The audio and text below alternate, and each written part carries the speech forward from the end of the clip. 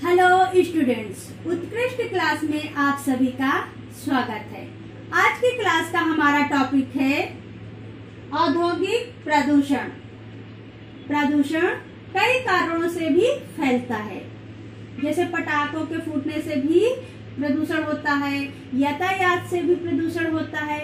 लेकिन हम इन कारणों पे फोकस नहीं करेंगे, हमारा केवल एक ही कारण रहेगा जो है औद्योगिक प्रदूषण, यानी उद्योग धंधों से किस प्रकार से प्रदूषण फैल रहा है। इस टॉपिक में हम देखेंगे प्रदूषण किसे कहते हैं, प्रदूषण के प्रकार, प्रदूषण का मानव जीवन पर प्रभाव, प्रदूषण के नियंत्रण के उपाय। इतनी चीजें पढ़ेंगे और आप अपनी कॉपी में इसे नोट करेंगे। तो शुरू करते हैं क्लास। औद्योगिक प्रदूषण। प्रदूषण किसे कहते हैं?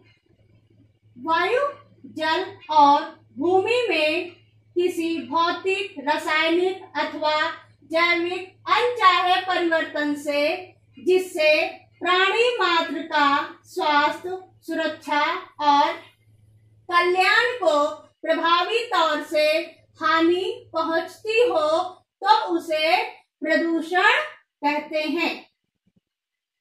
मानव ने अपनी मौलिक आवश्यकताओं की पूर्ति करने के लिए औद्योगिक कारखानों की स्थापना की। औद्योगिक प्रगति ने अर्थव्यवस्था को उन्नत करने में महत्वपूर्ण भूमिका निभाई। के दूसरी ओर उसने पर्यावरण को अनेक कठिनाइयां भी उत्पन्न की, जिससे पारिस्थितिकी तंत्र का संतुलन बिगड़ गया और पृथ्वी पर जीवन अस्तित्व के लिए खतरा उत्पन्न हो गया। औद्योगिकरण से मुख्य प्रदूषण निम्नलिखित है। पहला, वायु प्रदूषण, जल प्रदूषण, भूमि प्रदूषण, ध्वनि प्रदूषण। वायु प्रदूषण देखते हैं। कारखानों से निकलने वाली हानिकारक गैसें, धूल वायु प्रदूषण का कारण होती है। विभिन्न उद्योगों से उत्पन्न होने वाले प्रदूषण उद्योगों की प्रकृति, माल की मात्रा, उद्योगों के प्रकार तथा प्रयुक्त होने वाले कच्चे माल पर निर्भर करता है।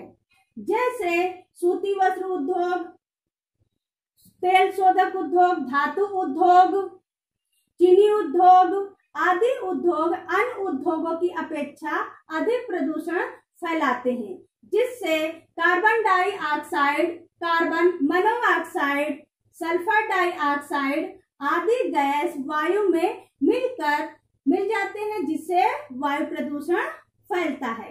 दूसरा देखते हैं जल प्रदूषण। जल जीवन का आधार है। जल में अवांछित तत्वों की मिलने से जल प्रदूषण होता है। कारखानों में जल का उपयोग किया जाता है और उत्पादन प्रक्रिया के दौरान अम्ल, लवण, अन्य जहरीली गैस मिलकर घुल जाती है और यही जल जलाशय, नदियां में प्रवाहित हो जाती है। और जब ये जल मनुष्य के संपर्क में, जीव जंतु, वनस्पति के संपर्क में आती है तो उनके लिए ये घातक सिद्ध होता है। यही इससे ही सागर और महासागर भी प्रदूषित होते हैं। तीसरा देखते हैं भूमि प्रदूषण।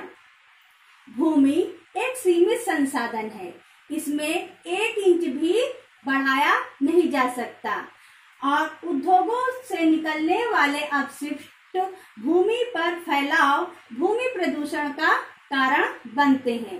इन अपशिष्टों में कुछ पदार्थ ऐसे होते हैं जो प्रकृति में पुनः चक्रण नहीं हो पाता और जमीन को ये खराब कर देते हैं, जिससे भूमि और मृदा प्रदूषण होता है। चौथा देखते हैं ध्वनि प्रदूषण। वातावरण में ऐसी ध्वनि जो कानों को प्रिय नहीं लगता है, ध्वनि प्रदूषण कहते हैं। जैसे कारखानों से कारखानों में भारी मशीनों की आवाजें, जनरेटर की आवाजें मनुष्य का बहरापन पैदा करती हैं। अब इसके आगे हम देखते हैं प्रदूषण का मानव जीवन पर प्रभाव। पहला देखते हैं, प्रदूषित वायु मानव की श्वसन क्रिया को क्षति पहुंचाती है, जिससे दमा, निमोनिया, गले में दर्द, खांसी, कैंसर, मधुमेह, हृदय रोग जैसे बीमारियों को जन्म देता है। भोपाल गैस त्रासदी औद्योगिक गैस के रिसाव का ही परिणाम थी। दूसरा देखते हैं, प्रदूषित पेयजल अनेक रोगों के कीटाणु, विषाणु मनुष्य के शरीर में पहुंचकर अनेक रोग उत्पन्न कर देते हैं, जैसे पेचिस, हैजा, अतिसार, टाइफाइड, चर्म रोग, खांसी, जुखाम, लकवा, अंधापन, पीलिया व पेट रोग हो जाता है।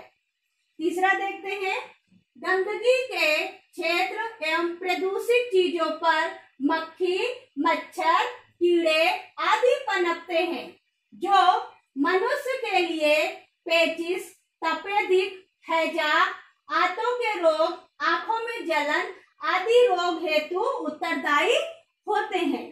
चौथा देखते हैं, ध्वनि प्रदूषण का सर्वाधिक प्रभाव सुनने की शक्ति पर पड़ता है। अत्यधिक शोर से व्यक्ति बहरा हो जाता है, जिसके अतिरिक्त इससे रक्तचाप, हृदय रोग, सिर दर्द, घबराहट आदि रोग भी मानव में पनप जाते हैं। इसके आगे का देखते हैं, प्रदूषण नियंत्रण के उपाय, जिसमें से हम देखते हैं वायु प्रदूषण नियंत्रण के उपाय। वायु जो कारखानों से धुआं गैस निकलती है, उसके लिए हम क्या उपाय कर सकते हैं, ये देखते हैं। कल कारखानों की चिमनियों की ऊंचाई बढ़ाकर निकलने वाले हानिकारक गैसों के प्रभाव को कम किया जा सकता है। दूसरा, उद्योगों में कम प्रदूषण उत्पन्न करने वाली प्रौद्योगिकी प्रयोग किया जाना चाहिए। तीसरा, उद्योगों में प्रदूषण नियंत्रण उपकरण लगाए जाने चाहिए। चौथा, कारखाना परिसर में वृक्षारोपण करना चाहिए। पांचवा, गैर परंपरागत ऊर्जा का प्रयोग करना चाहिए। अब देखते हैं जल प्रदूषण नियंत्रण के उपाय। रासायनिक आदि उद्योगों को नदियों व जलाशयों से दूर स्थापित करना चाहिए। इसमें दूसरा है, प्रदूषित जल का विसर्जन नदियों में करने से पूर्व उनका उपचार किया जाना चाहिए।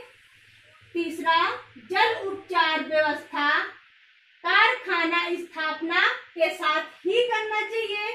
चौथा, जल प्रदूषण नियंत्रण की सतत निगरानी की जानी चाहिए। पांचवा, सड़क व खाली स्थानों में वृक्षारोपण किया जाना चाहिए। इसमें हम तीसरा देखते हैं, भूमि प्रदूषण नियंत्रण के उपाय। इसमें पहला देखेंगे, औद्योगिक अवशिष्टों का निक्षेपण खुले में न करके उनके निक्षेपण की समुचित व्यवस्था करना चाहिए। दूसरा, अवशिष्टों को जलाकर उसकी तापीय ऊर्जा का उपयोग करना चाहिए। तीसरा, अपशिष्टों से कंपोस्ट बनाया जाना चाहिए।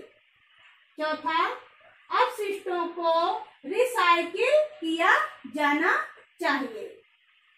चौथा देखते हैं, ध्वनि प्रदूषण नियंत्रण के उपाय। इसमें हम पहला देखते हैं, कल कारखानों को शहर से दूर स्थापित किया जाना चाहिए। कम शोर उत्पन्न करने वाली तकनीक प्रयोग में लाई जानी चाहिए। तीसरा है, खराब मशीनों का प्रयोग न कर उचित रखरखाव के साथ नई मशीनें प्रयोग करना चाहिए। चौथा है कारखानों में ध्वनि रोधक यंत्र लगाया जाना चाहिए। तो ये हमारा यहाँ तक सामाजिक विज्ञान का तीसरा चैप्टर समाप्त हुआ।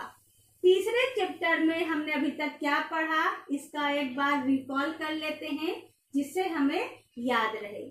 हमने तीसरे चैप्टर में पहले पढ़ा उद्योग किसे कहते हैं, उद्योगों के विकास के लिए कौन कौन सी परिस्थितियां उपलब्ध हैं, उद्योगों के प्रकार कितने हैं। फिर हमने कृषि मूल्य संवर्धन पढ़ा। फिर हमने भारत के विशिष्ट उद्योग एवं वितरण देखा और अब ये टॉपिक है औद्योगिक प्रदूषण। तो ये हमारा तीसरा चैप्टर समाप्त हुआ।